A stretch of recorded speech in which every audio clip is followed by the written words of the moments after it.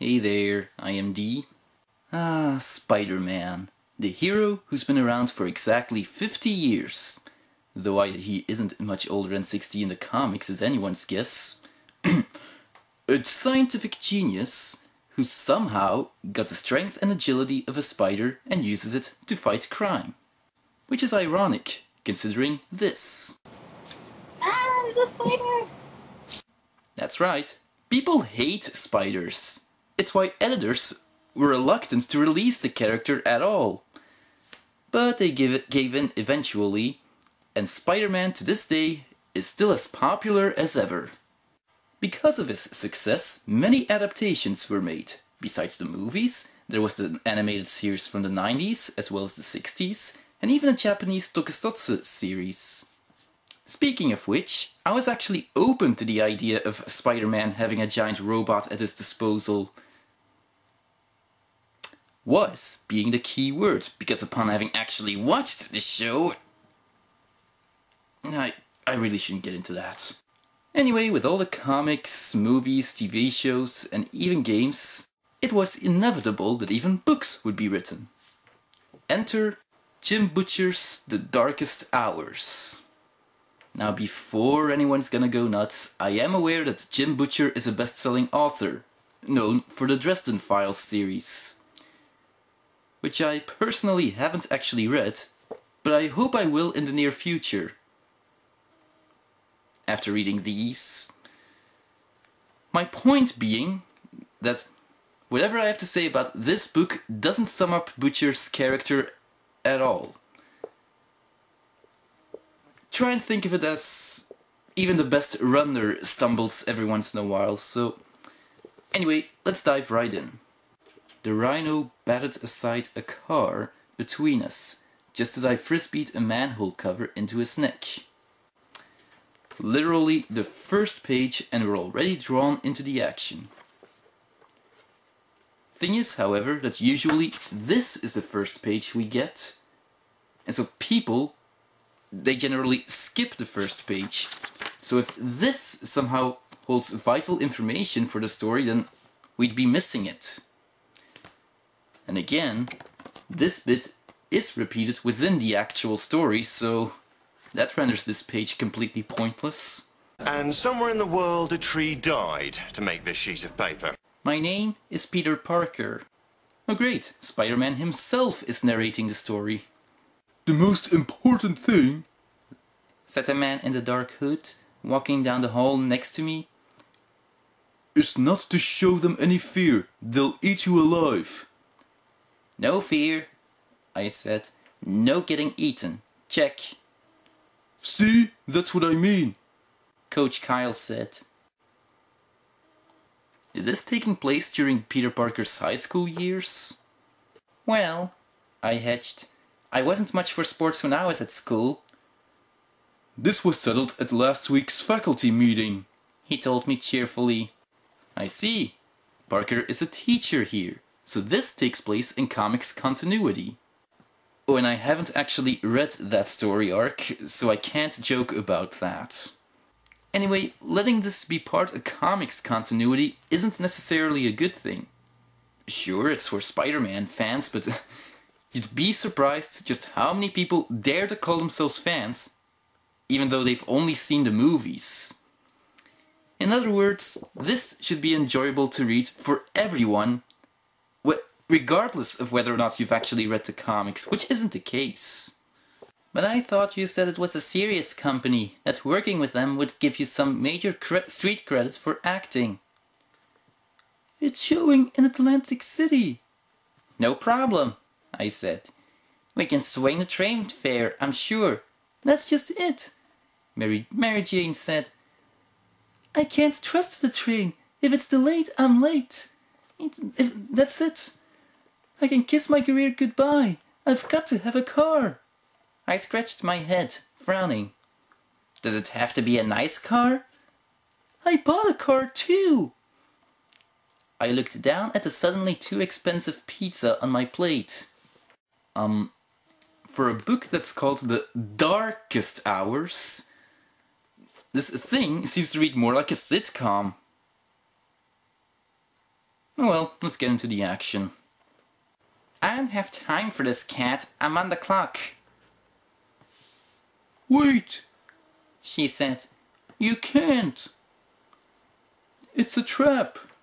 A trap? I said. Whose? That's just it. She said. I'm not sure. You just know it's a trap. I've got to admit, She said. it isn't hard for someone to get a rise out of you if they want to draw you out. That's what Moreland did. I hadn't told anyone about Morlin. Not Aunt May, not Mary Jane, nobody. Ah, this could get interesting. For those who are unaware, Morlin was a supernatural being that, well, fed himself on specific type of people, and Spider-Man was next on his menu. I actually remember reading that story arc. I thought it was suspenseful. I couldn't wait to see how Spider-Man would eventually beat Morlin.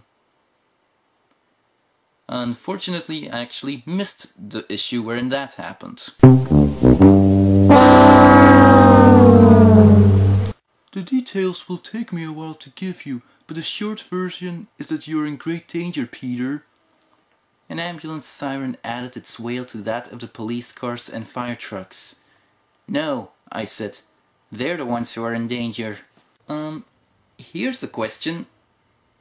Since Spider-Man isn't the only hero who lives in New York, and with all these people in trouble, and his own life being at stake, why doesn't he just let other heroes take care of the problem? I mean, yes, he's a hero, and heroes never back away, but heroes are also supposed to be smarter than this. At least in the DC universe, all the heroes live in different towns, so it makes sense if they can't rely on anyone else. This doesn't make sense. I came swooping down and delivered my double-heeled kick right into the rhino's breast basket. Granted, the rhino is dangerous, but he's also very stupid.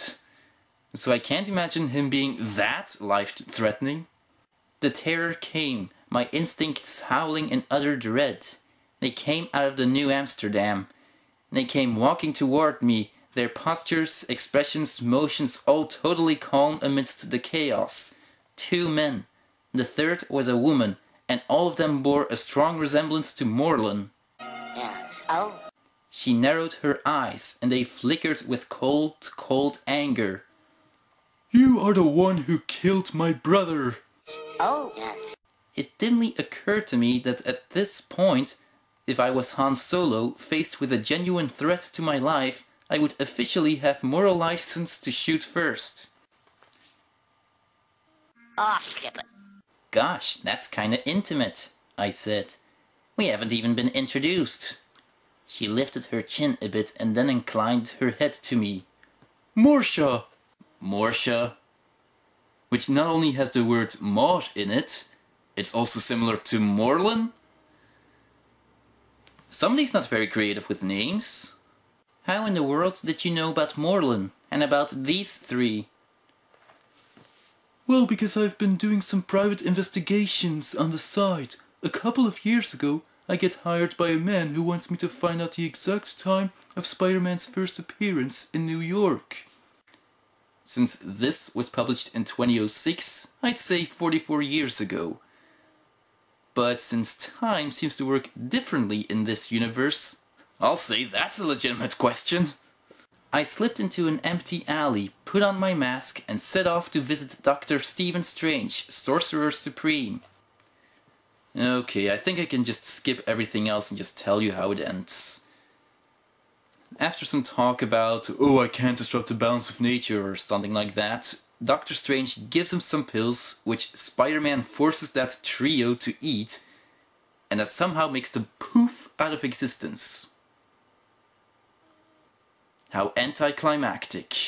I haven't actually read the issue where Spider-Man wins against Morlin, but from what this book told me, it wasn't easy. So to see him try to win against 3 others like him, it should make for a suspenseful fight. But the fight got resolved by some deus ex machina Doctor Strange provided him with. I'm sorry, but I can't look past that. While you're at it, why not let Spider-Man meet with the Doctor, let him travel back to some distant past and have Spider-Man, say, step on a bug and at that, somehow, stop these people from ever emerging. Now, I'll admit the book has some good moments, at times even completely surreal moments. And yes, I guess I kinda like those, but the way it ended and just the mere fact that you have to be familiar with the comics in order to read this, well, that just ruins it. This was D. I'm signing off.